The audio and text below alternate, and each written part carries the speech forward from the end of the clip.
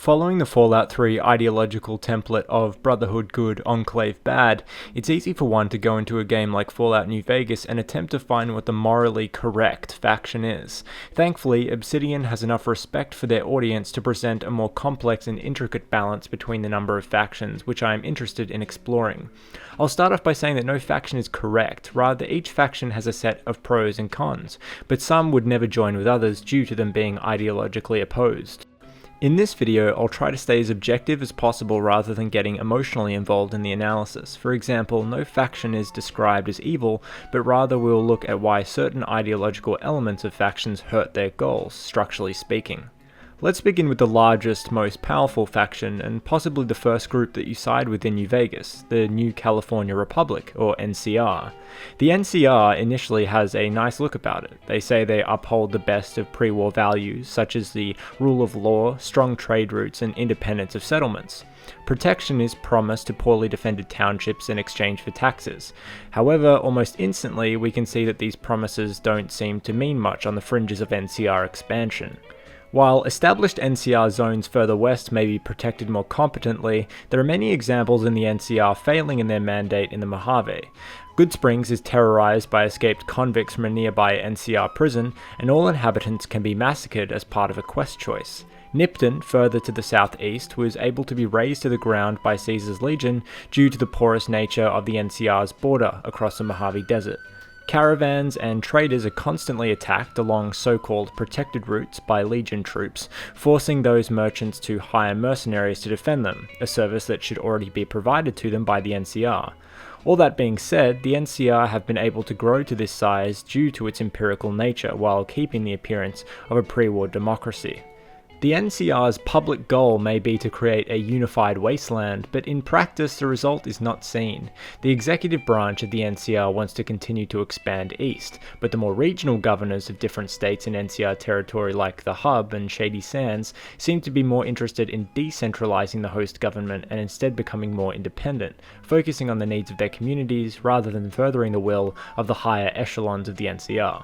Ironically, the NCR has fallen victim to some of the problems that the pre-war democracies faced, despite them trying to only uphold the best values that existed back then. For example, the NCR relies on an extensive system of bureaucracy to keep elements of the Union afloat. In the NCR, those discovered under the influence of drugs or alcohol are arrested, the same punishment going for those carrying weapons openly. The post-apocalyptic world being what it is, and considering that the NCR is unable to protect their frontier interests competently, illustrates that they don't care much for nuance when focusing on a more imperialistic goal. The behavior and governing of NCR presidents seem to impact the quality of life for NCR citizens significantly.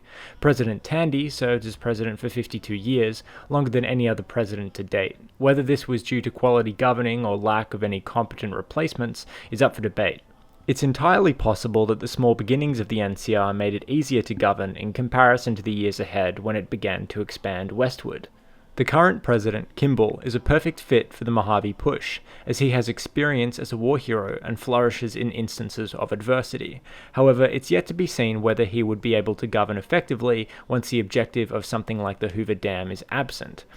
It's worth mentioning that despite the strong military culture that exists within the NCR, there is a notable amount of distaste and disagreement among ranks regarding their leadership. Some NCR officers prefer the leadership of Shu to Kimball, despite the former only being a colonel.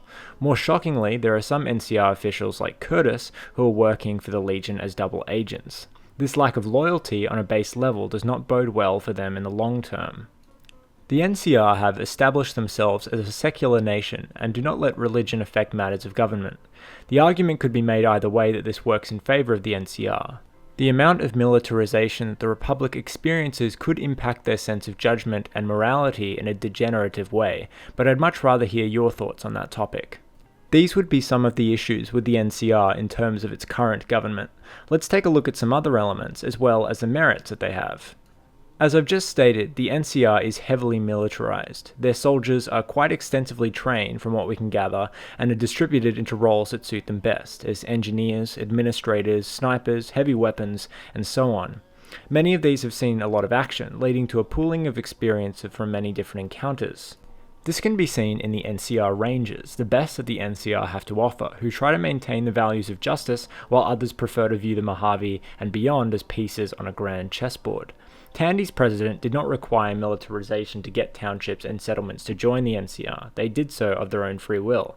This is contrasted in New Vegas, as many towns seem to have been forcibly included into the NCR as the army advances east towards the dam. Make of the NCR what you will, but they do have many strengths that could be used effectively with the right government. That being said, the question remains on whether or not they can maintain the values that attracted the bulk of their populace to the NCR in the first place. Let's have a look at Caesar's Legion. The Legion is antithetical to the NCR in many ways. They are essentially a nation of slaves, subjected by their lord, Caesar. A totalitarian dictatorship, they believe in the collectivist good of the Legion as one almighty tribe, and are willing to march to the death if it's ordered of them. What is most distinct about the Legion is that they model themselves, at least somewhat, on ancient Rome under the rule of Julius Caesar. Their tactics and methods are brutal at the very least, killing many combatants in hand-to-hand combat, and then proceeding to crucify or enslave the survivors. Their weakest units are always put on the front line of any battle, so that only the strongest will survive into the next foray, squeezing out the most gifted soldiers. They submit totally and utterly to the rule of Caesar, which makes them strong at the moment, but once that chain is broken, things may change, and not for the better. Let's discuss. Ironically, Caesar, or Edward Sallow as he was originally known, was a follower of the Apocalypse, a group that focused primarily on furthering utilitarian ideals in the wasteland, but was influenced heavily upon discovering a cache of pre-war books on ancient Rome, specifically the rise and fall of the Roman Empire and Julius Caesar's commentaries during his expedition to Gaul. Caesar would read these books, and the seed of the Legion would be planted in his mind. While in captivity of a warring native tribe in Arizona, Caesar taught them the concept of total war, and educated them on how to be superior fighters. Caesar's skill for getting tribals and the uneducated to follow him would be illustrated here, as he would move around the Arizona region, killing, conquering, and assimilating all the native tribes, eventually creating the Legion itself, made up of over 80 different tribes. On the outside, Caesar's Legion may appear just like an oversized group of raiders, but their ultimate goal does not manifest itself as pleasure or debauchery like many groups. Rather, Caesar's goal is to unite humanity. Unite them under one totalitarian banner that exists on the fuel of war, and not much else, but unite them all the same. This is what makes the Legion complex. Caesar openly criticizes the NCR and how they are destined to fail, just like their pre-war ancestors did. At the same time, however, Caesar fails to realize that some of the reasons why Rome fell, and that if he is being logically consistent, he must realize that his Legion is doomed to face the same result. For example, the Legion has a reliance on slave labor, with these slaves being the result of new conquests. I would guess that childcare is not the best in Caesar's Legion, so we would hypothetically say that many slave children would die quite young. This would lead to a low number of slaves actually being born in Caesar's Legion, and the requirement of able-bodied slaves would be required through conquest. Caesar's goal may be to conquer all of North America and the world, but let's say for a moment that the Legion peaks at some point in its expansion, just like Rome did. When they can no longer conquer or expand, where will these slaves come from? Will they have to restructure the Legion so legionaries become laborers? Rome suffered from eventually halting their conquests and therefore lost the ability to import thousands of slaves easily. Simultaneously, the constant outward expansion led to a logistical and administrative nightmare with no effective ways to establish communication lines across large distances. Whether the same inevitability would affect the Legion is hard to say for sure. Caesar speaks of Hegelian dialectics and how he believes that his victory against the NCR will create a synthesis of sorts, allowing a new age to sweep in so the wasteland can be tamed permanently. As I've mentioned before, however, the Legion without Sallow's leadership may indeed crumble. Caesar is the only leader among them who has the knowledge and breadth of experience to establish the Legion. If we speak to Silus, the centurion in NCR custody, passing speech checks reveal that while he gladly fights for Caesar, he's not willing to commit suicide to avoid capture for someone he refers to as a megalomaniac, self-appointed dictator. Caesar has further complicated his chain of command by telling his followers that he is the son of Mars, Roman god of war. This isn't a decorative title. Any legionnaire who speaks to the contrary is called a blasphemer and are punished. This brings us back to the question of how the legion would function in Caesar's absence. Many of his followers are no more than raiders and slavers who kill for the legion out of sadism. The difference with Caesar is that his sadism or brutality is a means to an end. This truth does not extend to the majority of his soldiers, however. There are exceptions like Lucius or Vulpes, who do seem to understand Caesar's ideology to a more advanced extent than most, but whether they could operate successfully as actual leaders is up for debate. While Caesar has faith in his subjects, it would behoove him to actually compare the leaders of the NCR to himself. Tandy, like Caesar, was in power for a very long period of time, so much so that a notable vacuum was left behind after she left office. Succeeding leaders struggled to govern as effectively, and the direction of the NCR changed quite dramatically. It would be interesting to see how this would affect the Legion after Caesar dies, which he will soon. It's revealed that he has a brain tumor, and his hatred towards modern medicine prevents him from curing it, unless you convince him. In terms of trade, ironically, the Legion protects traders better than the NCR do to an extent.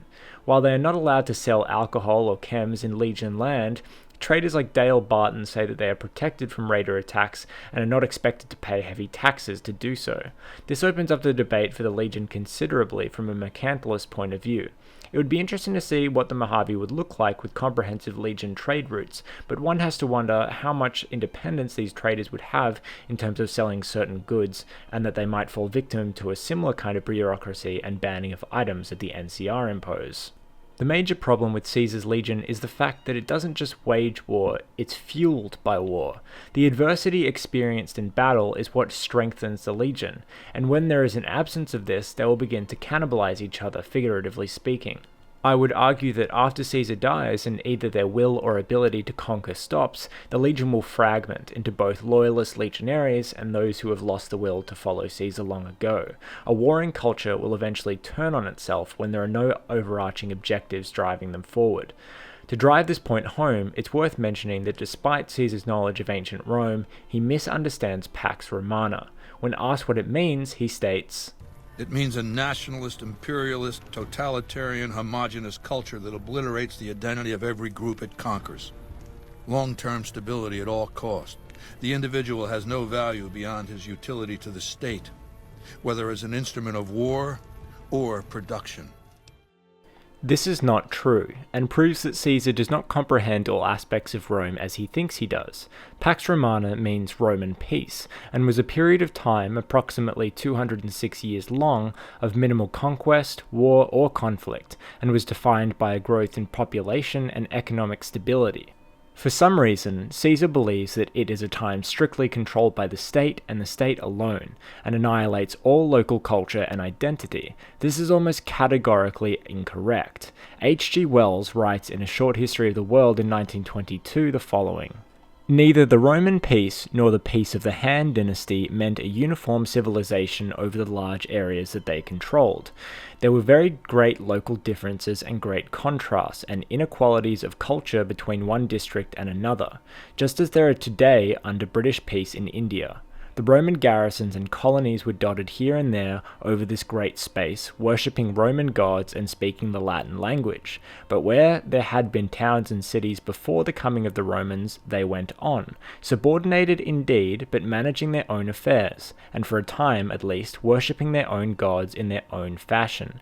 Over Greece, Asia Minor, Egypt, and the Hellenized East generally, the Latin language never prevailed. The Greek ruled there invincibly." Additionally, ancient Rome did not look upon all other cultures apart from themselves and define them as profligates or dissolute as Caesar does. This conscious alienation and condemnation of all foreign entities is not beneficial for the legion, but very damaging. They deem themselves to be brilliant and absolute, but encounters like the First Battle of Hoover Dam could have been won, and not lost if they had the foresight to consider alternative actions to just rushing their enemy. This narrow thinking allows them to fall for traps and subterfuge over and over again. Part of this thinking may be due to the fact that much of Caesar's learning came from Julius Caesar's commentaries, which detail war and conflict with the Gauls and Germanic tribes. The fact that this would create much of the blueprint that he would use to control his forces shows that Caesar's governance is not nuanced, but antiquated. They rule through terror and not skill. This is not to say that a Legion-controlled wasteland is completely silly, it's not. There are arguments on both sides, and I'm not trying to convince you of either. All I'm doing is presenting the facts, many of which are given to us by Legion subjects themselves. It's so easy to be caught up in emotional arguments regarding fascist regimes like the Legion, when they really should be examined from an objective point of view. I understand I could go into more detail about both groups, and I realize that I definitely spoke more about the Legion in this, but this is my first foray into Fallout related content, and I didn't want to overextend myself. If you enjoyed this, let me know and I'll continue to put out some more stuff on this subject, including the smaller and more peripheral groups in the Mojave like the Followers and the Strip. I understand it's quite different from what you're used to, but if you made it this far, thanks for giving it a shot. Until next time.